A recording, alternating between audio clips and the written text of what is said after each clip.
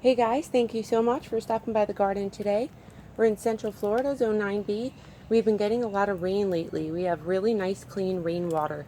So you want to let the rainwater, I want to show you how to collect this stuff because you want to let all the debris on your roof rain down on that roof for a good while before you start collecting them in your buckets. This way you get nice and clear water. You can see there is some shingle stone down on the bottom there and some dirt from the trees up above. But this is the way I filter it. Now I collect it in this one, or I collect it in my 5-gallon buckets as well. These are the 5-gallon buckets we rinsed out. We just go ahead and recycle them, and we put the lids on after it's done raining so it doesn't get really dirty on the bottom. You can see from the wind blowing it gets dirty.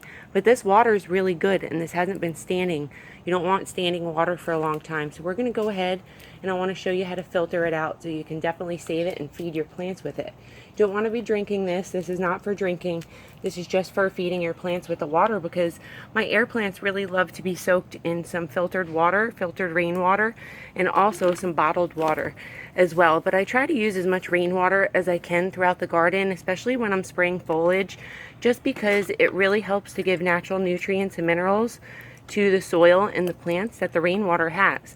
So what I usually do is take a little rag, just any rag you have, has to have like holes in it, this way it can drain through, but you want to put it in there and then siphon your water all the way through this. That's going to get wet, the rag, which is fine. You might spill some, which is fine. As long as you get most of it in there, we're good. And look how clean this water is. I'm going to have to slow down here because it doesn't go down quick enough for me. I love filling them up with these in these cans first because they work so good. These allergies out here, my poor dog and me have been suffering with allergies this whole summer so far, and it's just been raining consistently out here. Every day we're pretty much getting rain, so the allergies are pretty much crazy, but we work outside in the garden a little bit here and there.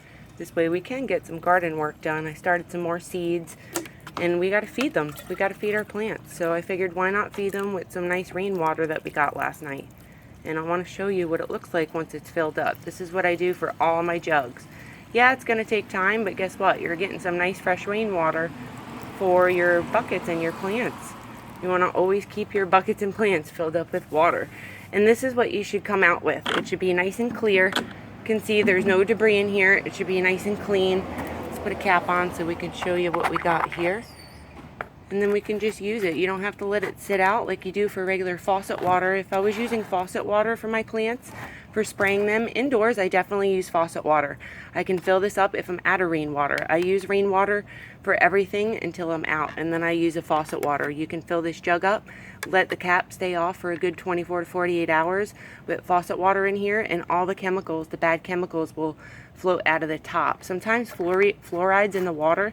We don't have fluoride here in Florida, so it's not toxic to the plants, but to Dracaenias and stuff like that and some other plants, fluoride's really dangerous for plants. It can turn them brown, give them brown tips, and it can just be really toxic to them. But you can see since we filtered that out, we have nice clean rainwater. You don't want any debris in there, and you don't want to let this water sit out in the sun for too long. So make sure you get rid of it and dump it in your little jugs here. You know, if we put these jugs out just with the cap off, the rain's not going to get in there as much as it would in this bucket. So that's why I like to collect in my little buckets here. You can get these buckets in the dollar store. It's fine. Just put a couple out. Let that rain run off your roof for a good few minutes. About 10 minutes I let it run off with a good hard rain, and then I go ahead and put my buckets out to collect some water. We're going to go ahead, just fill up the rest. We just go ahead, put the clean rag. Make sure you wash this rag every time you're done with it. This way it's nice and clean. And then we're going to fill this one up as well. We're going to just keep filling up some jugs this morning. I hope this video helps you in the best way possible to just collect some rainwater for yourself. This is just an easy way I do it because I really love to use it for my plants over any other type of water we have here. Thank you so much for stopping by. I'll see you guys next time out in the garden. Have a great day. Bye-bye.